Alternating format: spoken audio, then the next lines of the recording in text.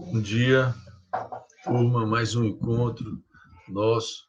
Vamos dar continuidade à nossa conversa, né, ao nosso debate, a nossa videoaula sobre sociologia jurídica, tentando fazer aqui um retorno ao debate que nós iniciamos com o Cavalieri, quando discutimos, segundo ele, a gênese do direito, a partir das escolas, né, da sociologia jurídica, as matrizes teóricas, né? E tratamos da sociologia clássica, da sociologia crítica, e vamos agora dar destaque ao que ele chama de fatores da evolução do direito, né?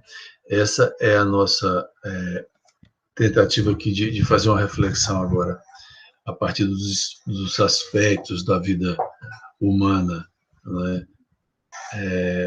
Histórica, né? Social, né? Política, religiosa, econômica, cultural, ou seja, os aspectos que a vida humana em sociedade apresenta, né? Essas dimensões e como elas interferem na construção jurídica, né? No direito.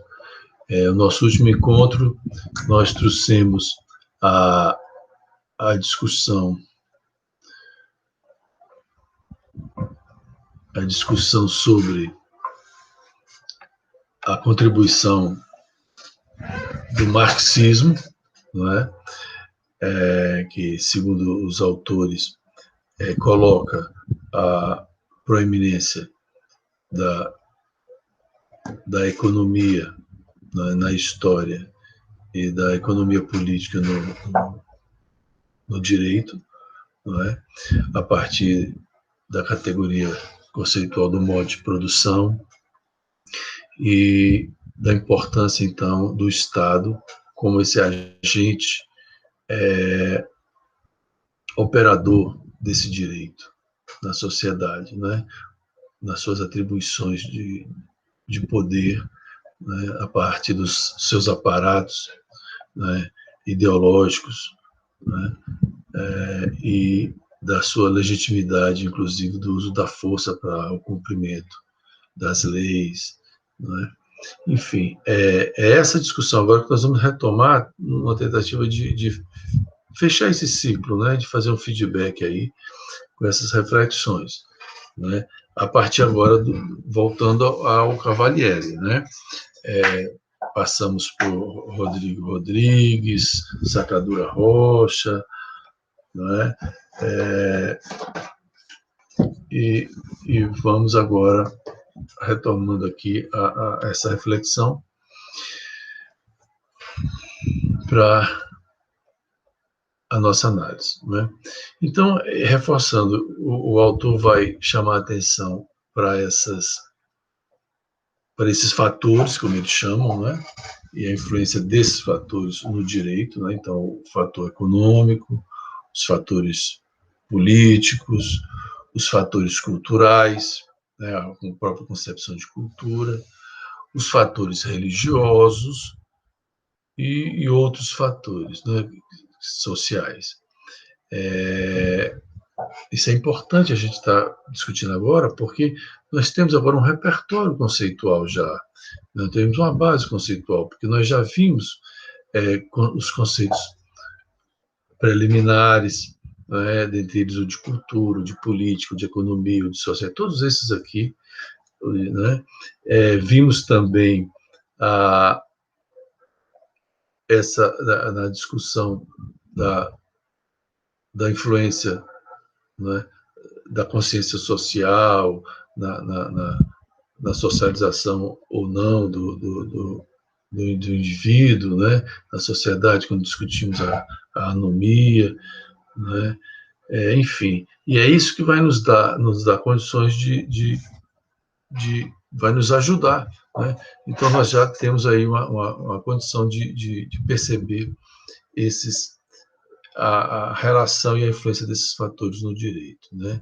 E na transformação do direito, porque já discutimos isso, que o direito é histórico. Se ele é histórico, ele se transforma no tempo, porque a sociedade se transforma no tempo.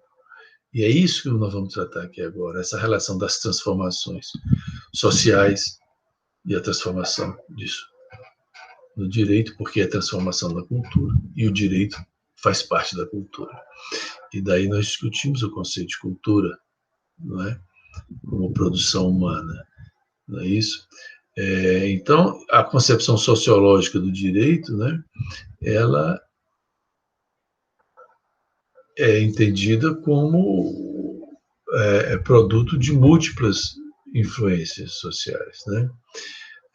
Ou seja, não se trata de dogmas, de regras inalteráveis, né? Nós já discutimos que é na fé, no campo da religião que está a permanência, né? O que se é inalterável, né? No campo da fé, da crença, mesmo sem prova, né? No campo da ciência, a própria verdade ela é precária, ela é temporária, ela é histórica, porque ela sempre será modificada a partir dos avanços, né, de novas abordagens, de novas realidades e das próprias transformações no próprio objeto de estudo, no nosso caso a sociedade, né, e o direito. Então, essa diferença nós já discutimos e vamos retomar quando formos falarmos agora de cada um desses fatores, né? Então, é um reforço da ideia de que o direito ele é um produto histórico, ele é cultural, né? Nós estamos vivendo agora, nesse momento, uma polêmica no Supremo Tribunal Federal a respeito dessa operação do direito, né? Quer dizer, a partir de um artigo você solta um criminoso já condenado, enfim, a partir da letra da lei, não é? Ou se deve levar em conta as questões sociais. Então, são várias discussões que nós discutimos quando falamos da relação do positivismo com o direito, né? E toda a crítica que veio depois disso. Então, vamos aos fatores, né? Didaticamente, isso foi muito discutido quando a gente discutiu o Marx e o direito, o materialismo histórico, que é quem incorporou no estudo da história essa preponderância econômica, né? Inclusive na vida social como um todo, com o conceito de sistema e de próprio modo de produção, né? Relações sociais de produção, forças produtivas, meios de produção. Essas foram contribuições inegáveis e, por isso, clássicas desse pensamento, né? A ênfase na economia política, né? E a relação do direito com com o Estado, né? Com a ideologia dominante, com o grupo que está no poder e que tem a sua ideologia, né? E que vai ser a ideologia apresentada como hegemônica, não é? E daí os desdobramentos para o ordenamento jurídico, né? Para a ordem jurídica. E é importante essa relação feita com o modo de produção, porque isso implica em regime de propriedade diferente, em contratos de trabalho diferentes, né? Em relação de patrão e empregado. Se você tem um modo de produção como o feudal, o tipo de trabalho, de mão de obra, de propriedade por isso é que se caracteriza como um sistema feudal. Se é capitalista é outro, se é escravista é outro, não é? Se é socialista é outro. Então é essa relação que é inegável, independente de ser marxista ou não. Isso é uma apropriação científica, né? Um clássico, né? Isso é a contribuição, é inegável, né? Então, essa relação entre a economia, o modo de produção e o direito foi bem, nós discutimos isso muito no encontro passado, né? E que à medida que vai se transformando esse modo de produção, a própria economia, vamos falar da economia que nós temos enquanto atividade econômica, enquanto forma de propriedade, enquanto produção, circulação, consumo de riqueza, né? Tudo isso vai, inovações tecnológicas, que são as forças produtivas, né? Sempre a partir de uma revolução tecnológica nós temos mudanças na forma de produzir, nas relações sociais de produção, né, nos contratos de trabalho, né? Então isso é importante entender essa relação, né? Inclusive essa corrente chega a afirmar, por isso ser materialista, histórico, né, que o direito seria um reflexo, né, dessa construção, dessa constituição econômica, né? Essa é o diferencial dessa vertente para outras, né? Nós falamos até do determinismo econômico e tal, né? Hoje nós sabemos que há um excesso nisso, mas que é fundamental, né? Porque aí teve toda a discussão da estrutura econômica e a superestrutura política e jurídica, né? Que foi a grande contribuição deles na discussão da economia política, né? Então, o sentido econômico, né, é a causa da situação legal, né? A situação legal é o resultado da situação econômica, né? Do aspecto econômico, né? Ou seja, é inexplicável o direito por si só, sem levar em conta o sistema econômico em que ele está inserido e que ele representa, porque ele é a ordenação disso. E como vamos ver no próximo fator também, no próximo, da política, um outro fator, que é a gestão dessa economia via Estado, que é a política, a atribuição do Estado, via direito, né? Via as normas, leis, Constituição, né? Então, entender o direito a partir da compreensão da economia, né?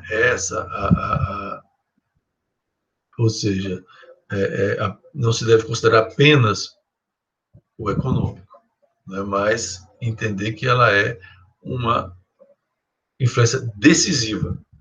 Nós estamos falando da transformação do direito, da evolução do direito, né? Da história do direito. E não podemos dizer que é seguida de perto pelo fator político, né? Não é à toa que a vida humana social, a vida humana, ela tem simultaneamente esses aspectos: econômico, social, político, cultural, né? E o político tem quase o mesmo peso do que o econômico, porque o político o fator político é justamente o exercício do poder, né? Da consecução das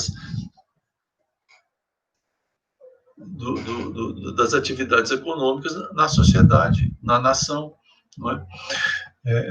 Enfim, para a gente ter uma ideia, o autor ele chama a atenção que, historicamente, se a gente pegar lá na Antiguidade Clássica, em Roma, e nós sabemos que o direito é uma herança, é um legado que recebemos, né, de Roma, do Império Romano, né, se outros povos e vamos ver isso mais na frente, deixaram outras contribuições, o direito, a grande contribuição romana, além de outras.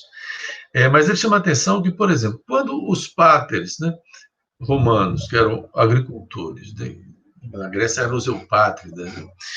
Então, quando esses pais, esses páteres, estavam, eram, né, a atividade econômica era a agrária, e Roma não tinha ainda adentrado no comércio como vai entrar depois, o pater, ele era o centro do poder e do direito, não é? A sua autoridade, né? E era o único representante dessa capacidade jurídica, né? Quando os romanos passam a fazer comércio com outros povos, conquistar outros povos, etc., nós vamos ter, então, a incorporação do estrangeiro, que antes era um inimigo, não é? Até nas relações de casamento. Não é?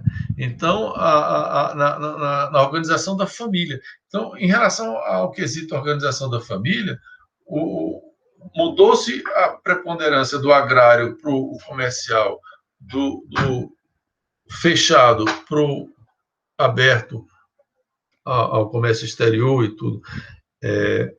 O estrangeiro, o escravo, que seria apenas um escravo, ele passa também a ser um aliado comercial, né? E nas alianças nós temos a figura do casamento.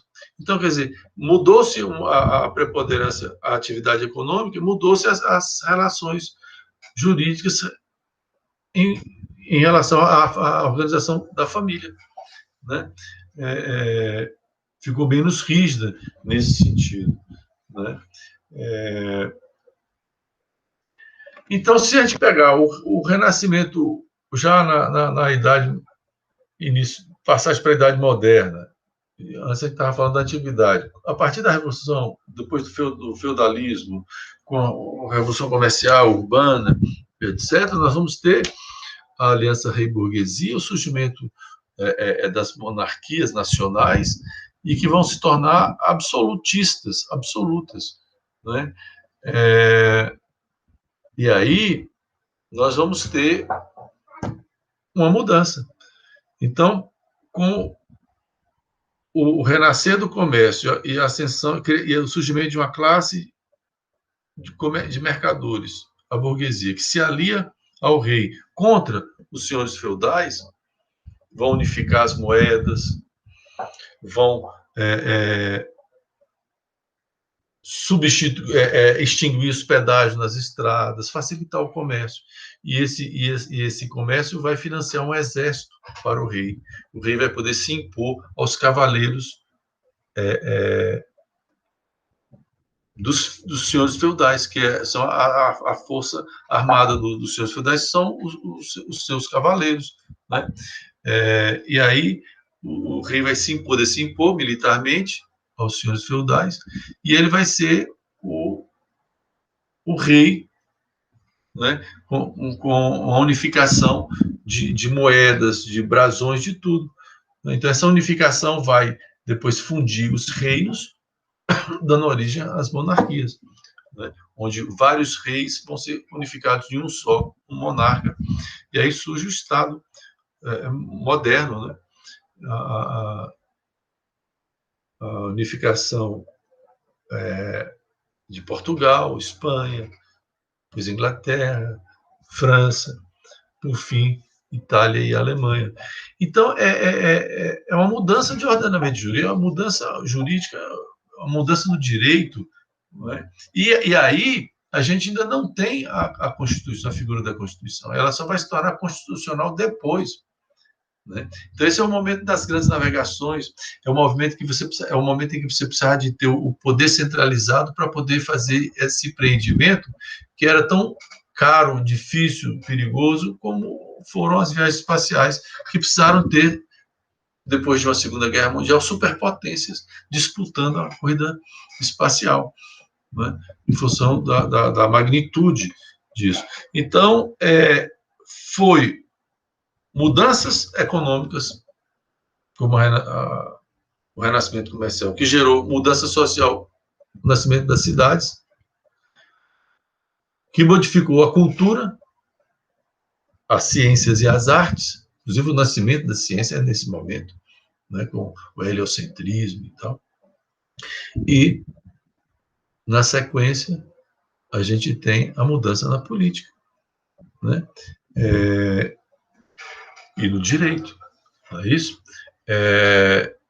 Já com uma nova mudança econômica, a partir de uma revolução tecnológica, consequência de uma acumulação primitiva de capital tirada das colônias, via o ouro, a prata, o açúcar, o pau-brasil, todo esse comércio colonial, o monopólio, etc., o mercantilismo, a gente vai ter, que ainda é pré-capitalismo, a gente vai ter a possibilidade de uma revolução tecnológica que foi a maquinofatura, que vai consolidar um novo sistema econômico, o capitalismo, e que vai, aí sim, impor um contrato social entre governantes e governados, que é a Constituição. Isso, Revolução Francesa e independência dos Estados Unidos, né?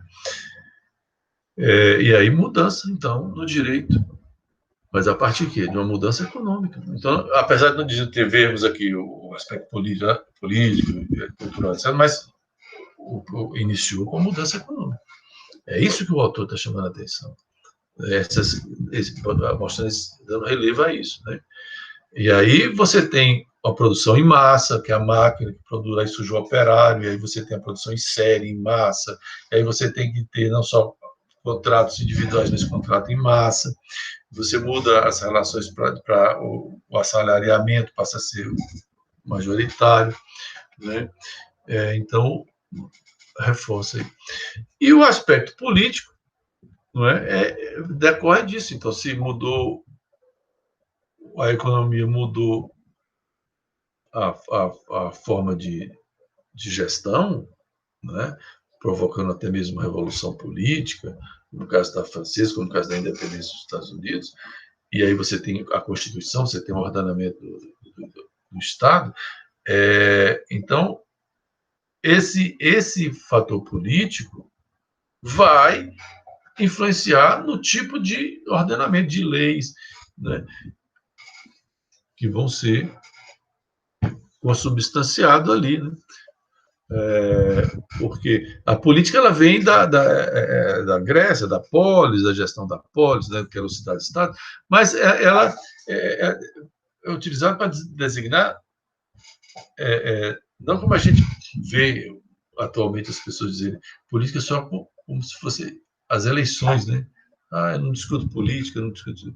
Não, a política é a arte e a ciência, né, de governar, né? É a relação do indivíduo com o Estado, da sociedade com o Estado, né?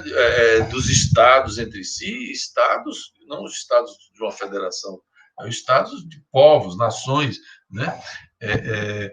E a política é uma atribuição do Estado. Então, essa gestão da sociedade, gestão da economia da sociedade, a proteção dessa sociedade, no caso do Estado-nação, né? E dependendo da sua organização, em monarquia ou em república, etc., nós teremos, né, ao federalismo, enfim. Então, é a regulamentação jurídica que o Estado exerce, né? E suas atribuições. Por isso, a identificação do Estado e o direito em Marx, ele chamando a atenção para isso, né? Embora existisse, mas não se... a gente discutiu todas as teorias anteriores do liberalismo, né? do fisiocratismo, na economia e tudo mais, e o liberalismo, além do mercado ali, da oferta e procura, e depois migra isso para a política, no liberalismo político, né?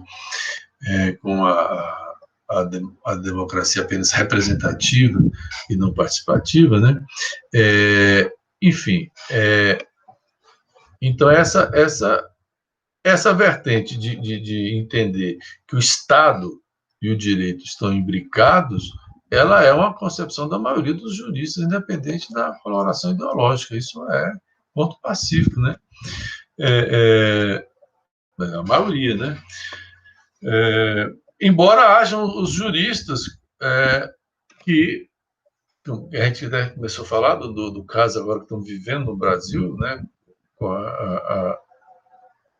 o apego a um positivismo jurídico, né? Alheio à sociedade, à vida real. Mas existem aqueles juristas que focam o direito apenas no âmbito da ciência jurídica, né? Isolado da vida social, né? Essa discussão nós já fizemos bastante. Então, e aí o caso do Marco Aurélio mostra os problemas disso. Então, essa nítida, no ângulo sociológico, não tem como negar essa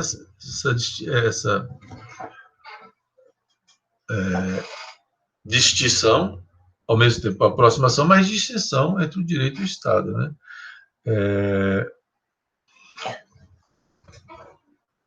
Então, eles estão imbricados, embora não sejam a mesma coisa, mas um compõe o outro, né?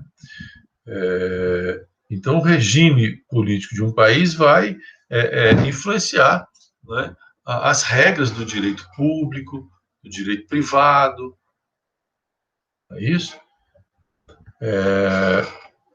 Até mesmo se você está em uma democracia, no Estado de Direito, ou se você está numa ditadura, né, no regime de exceção, né, tudo isso, se você está no período pós-revolução, tudo isso vai interferir diretamente, né? Porque se o regime político é monárquico, se ele é aristocrático, que é por nascimento, né? Se ele é oligárquico, né, de grupos, se ele é feudal, se ele é democrático, né? O direito constitucional, administrativo, fiscal, vai ser diferente. Porque isso aqui, essas singularidades é que vão distinguir, né, um regime de outro, né? Como a gente falou da questão da organização da família, né? O uso da propriedade, né? As relações de trabalho vão ter variantes de um para o outro, né? É isso que caracteriza a diferença desses sistemas, né? Se é por nascimento, se não é, né? Então, por exemplo, quando um partido chegou ao poder, né, ele chegou colocado por forças políticas, né, para normalmente colocar em práticas reformas, né, que foram apresentadas em programas, né, e a própria ideologia que ele representa, né, para reformas constitucionais, administrativas, tributárias, previdenciárias, não é isso? Então, esses grupos entram em disputa para poder alterar ou manter, né, justamente essas linhas de aspectos que poderão ser transformados, né, a partir da ascensão de um novo grupo, né? O nazismo e o fascismo é um exemplo histórico disso, né, de forma catastrófica, né, na ordem jurídica da época, né? Porque aí você torna lei o absurdo, né? A própria catástrofe, né? O mal, né? Dizer assim, é o absurdo. O caso da revolução, como nós falamos, né? Se você tem uma revolução, uma tomada de poder, né? Um direito novo a partir de uma nova base, de uma nova compreensão, de uma nova representação de outro segmento social, né, vai substituir o antigo. Por isso é que na história do Brasil a gente teve também várias constituições, né, ao sabor das mudanças dos grupos políticos no poder. Não só mudanças nas constituições, até novas constituições. Então, e tem legitimidade o fato do direito novo substituir o antigo, porque desde que tenha sido escolhido, também tem adesão popular, né? Se essa revolução, né, teve apoio popular e venceu, e tem adesão do povo para fazer aquelas mudanças, né? Então ele se reveste de uma certa legitimidade, né? Por conta desse acordo, né, da população concordar.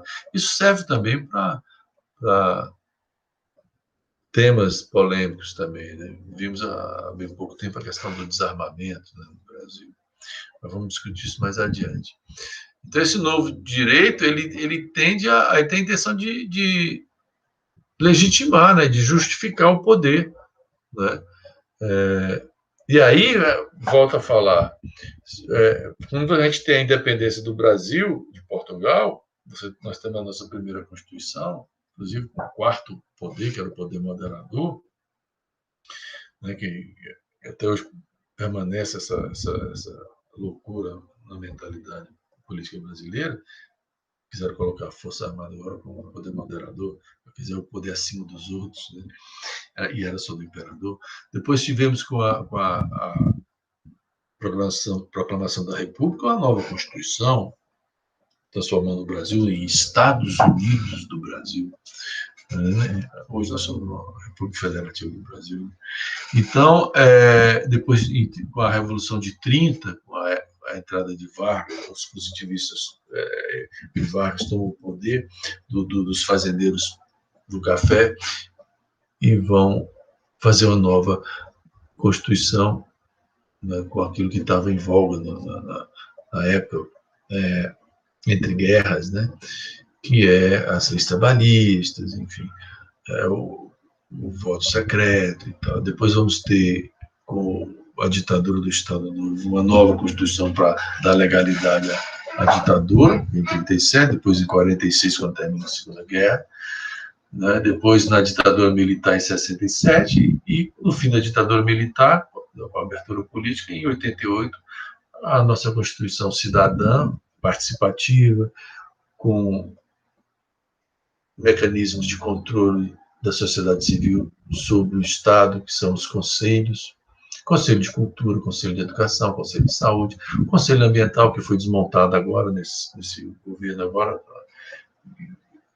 porque os conselhos têm representação da sociedade civil e representantes do Estado. E aí o governo atual tirou os representantes da sociedade civil e deixou praticamente do Estado. É isso que está na justiça sendo debatido agora.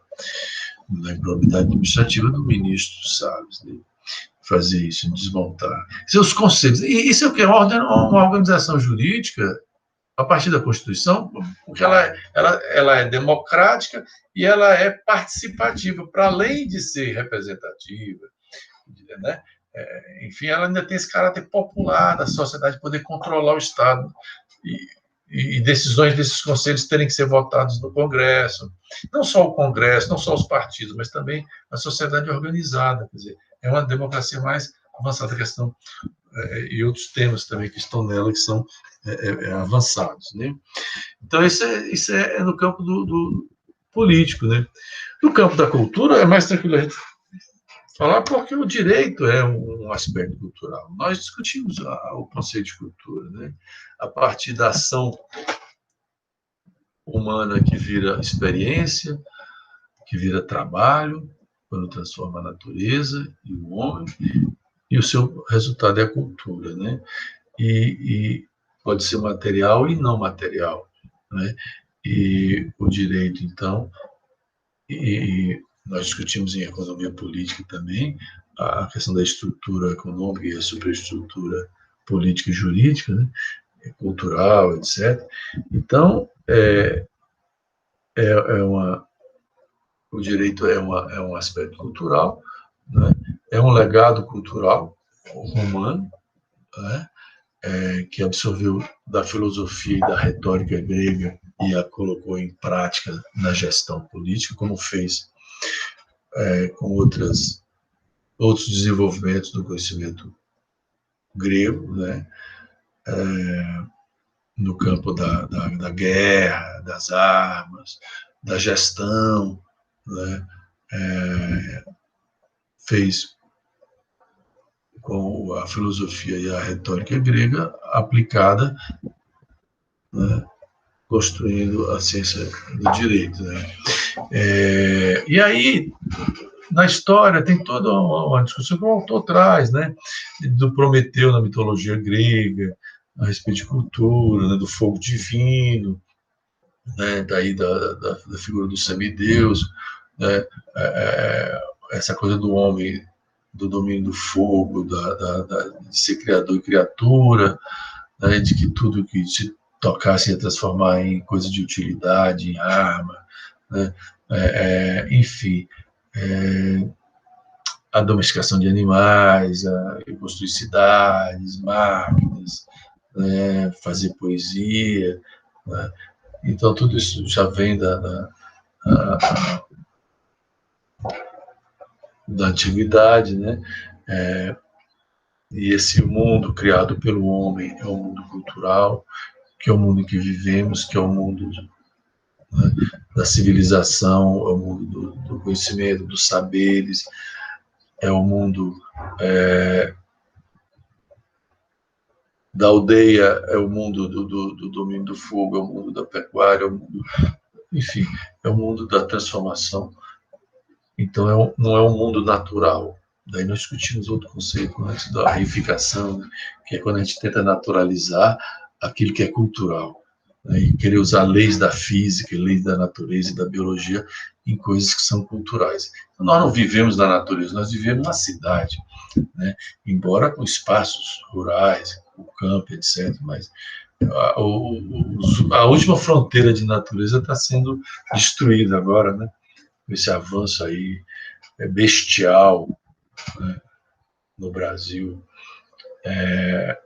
dos negacionistas. Então, enfim, então essa discussão de cultura é bem tranquila. Eu acho que todo mundo, nós temos vídeo aula sobre isso, né?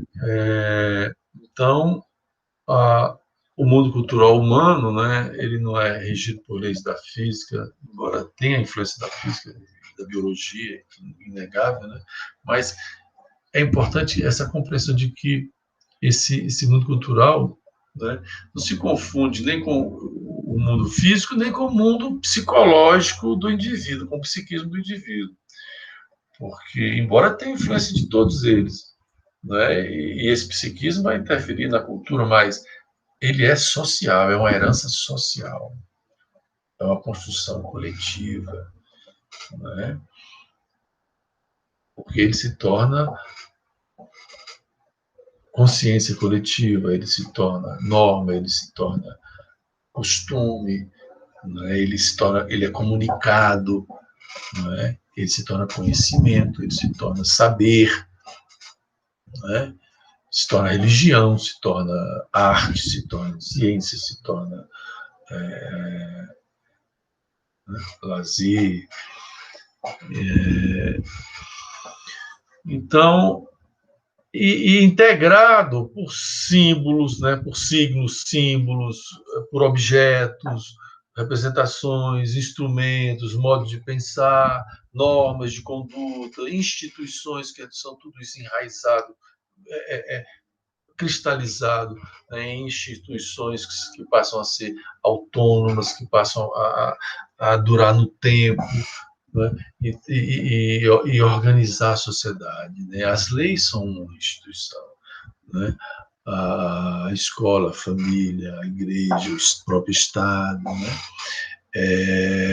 Então, tanto no campo intelectual, ou simbólico, ou espiritual, como material, né?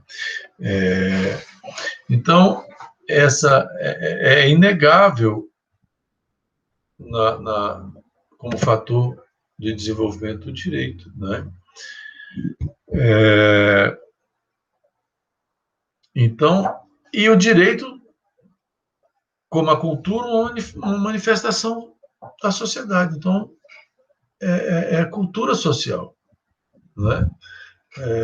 Porque a partir do momento que um fenômeno cultural acontece na sociedade, você tem o surgimento de novos ramos do direito, né? A partir do momento em que você tem expansão no campo da cultura e da tecnologia, e a tecnologia é cultura material, né? É conhecimento aplicado, então é cultura, não é? A própria mercadoria é cultura. E aí você tem criando novos ramos, né? Estamos agora com a questão da internet, né? Das telecomunicações, direito nuclear, né? São ramos novos do direito a partir de mudanças econômicas, sociais, culturais, né? E que precisam de organização. E um outro fator, que também é cultural, mas que tem uma especificidade, que é o religioso, né? Porque da história do direito, nós vimos que o Cavalieri apresentou lá na Gênese do Direito uma das escolas teológicas. Então, nós sabemos que o direito nasce junto com a religião. E o exercício do sacerdote era também o do direito. E eram as famosas teocracias, cracia, governo de Deus. As teocracias orientais, né, do faraó do Egito, do Patese, da Mesopotâmia, né? Enfim, entre os hebreus, os 10 mandamentos, né? E hoje ainda entre os islâmicos, né, os muçulmanos. Então, a teocracia é uma coisa, democracia é outra. Né? Democracia no Ocidente, né? Depois, historicamente, a partir da argumentação de iguais, de proprietários, eupátridas, com argumentação, convencimento, né? Falamos isso já também. Então,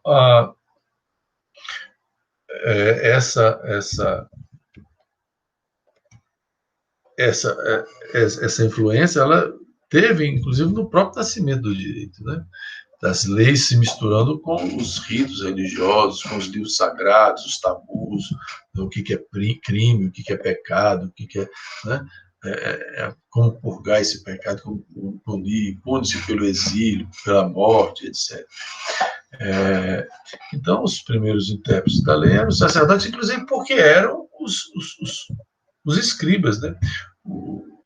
As castas que tinham condições de aprender a ler e escrever, uma escrita ideográfica, não precisava estar plantando. O camponês não tem como aprender a ler, o soldado está guerreando.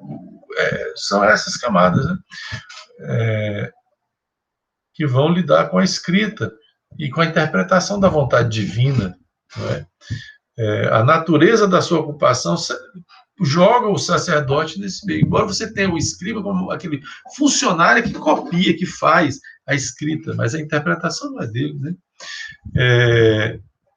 Como tinha os monges copistas depois na Idade Média na Igreja Católica, né?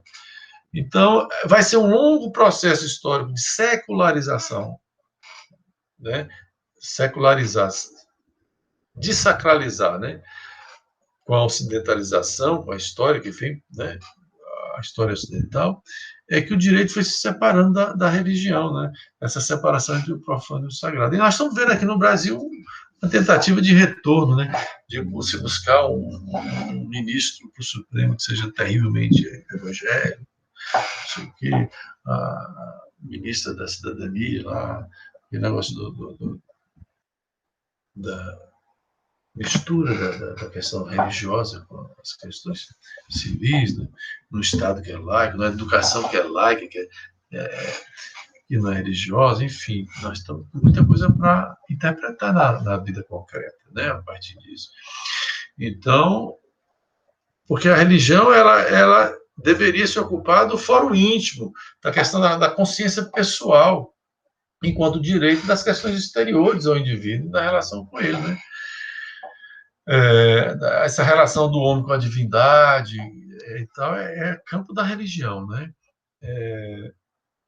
E o direito é regular essas relações sociais entre um homem, um indivíduo e outro, entre um indivíduo e um grupo, entre os grupos, né, da sociedade. Né? Já falamos, né, que ainda na contemporaneidade existe uma proeminência religiosa em algumas regiões e povos, né, principalmente islâmicos, onde já desde o início do islamismo, o próprio Papa, a figura do Papa se confundia com o perdão do líder religioso, se confundia com a do rei, né? A do Papa com o imperador, isso foi no Império Bizantino, no catolicismo ortodoxo, né? No Império Romano Oriental. Então, essa influência, mesmo em regimes que são leigos, são laicos, existe a influência, nós estamos vivendo isso no Brasil. Está escrito na lei uma coisa, mas na prática é outra. Então, essa ausência do Estado na saúde, as pessoas buscam na religião a cura, em Deus, na questão da moral também, enfim, não só na vida social, né, se usa máscara ou não usa máscara, se distancia ou não socialmente, mas na questão jurídica mesmo da organização da sociedade. Né? Em alguns casos, o protestantismo ele é mais liberal do que o catolicismo, em outros é o catolicismo. Isso quando a gente vai ver discussão de aborto, discussão sobre casamento, né? Relações homoafetivas, o divórcio, que foi um marco, né? E foi uma bandeira de luta, de resistência, porque a Igreja Católica sempre teve muito forte nessa luta do divórcio, foi que abriu, né? Eu ainda presenciei isso ainda na história brasileira, né? Então, é importante essa compreensão que o direito não é algo que flutua, né? E é interessante a gente ver que outros fatores que o autor traz, para além desses que a gente falou, né, os outros fatores sociais, né, interferem para além do religioso, do econômico, do cultural, etc., como a influência das mídias, né, e a coisa nós chamamos de opinião pública, o senso comum, né, muito manipulado, tanto em eleições quanto em grandes causas, como a discussão do desarmamento, do armamento e desarmamento. Né? Nós tivemos toda uma trajetória que culminou no governo Lula, no Estatuto do Desarmamento, mas que não era dele originário, porque já vinha do FHC, ela já tinha sido promulgada, foi promulgada em Lula, mas já era um projeto no período anterior, né? Tal como o próprio Real veio do período anterior, mas que nós vamos ter, e que houve resistência na época do projeto, por causa das indústrias de arma e tudo mais, mas que foi vencido naquele período de forma até um pouco plebiscitária e tal, mas que depois vai ter agora, nas eleições de 18, volta ao debate e vai ser diante da questão da insegurança, da violência, né, do desmonte da política de segurança, de não conseguir essas integrações necessárias, ou seja, e das correntes em disputas, onde você tem uma corrente de tolerância zero, né, que vem dos Estados Unidos e que estão vendo lá as dificuldades com a opressão sobre os negros, né, da relação da polícia com a população negra, e outra outras vertentes que são mais europeias, né? Que tem a ver com aquilo que a gente discutiu no direito da socialização, da não socialização pelo trabalho, né, da confiança, para evitar o desvio, daquela coisa da sociologia compreensiva de Max Weber. Né? Então, essa corrente armamentista, ela é anti essa visão compreensiva weberiana, por exemplo, de mobilizar o indivíduo para estar em sintonia com os interesses da sociedade. Então é isso que está em disputa. E isso interfere, essa opinião pública, enfim, tudo isso interfere nas vitórias momentâneas em congressos, em parlamentos, enfim, em decisões de tribunais, né? Enfim, era esse feedback que a gente queria fazer para poder amarrar as discussões anteriores e dentro da possibilidade, a gente ter ainda mais um encontro sobre assuntos mais contemporâneos, certo? Então, bons estudos. Até a próxima.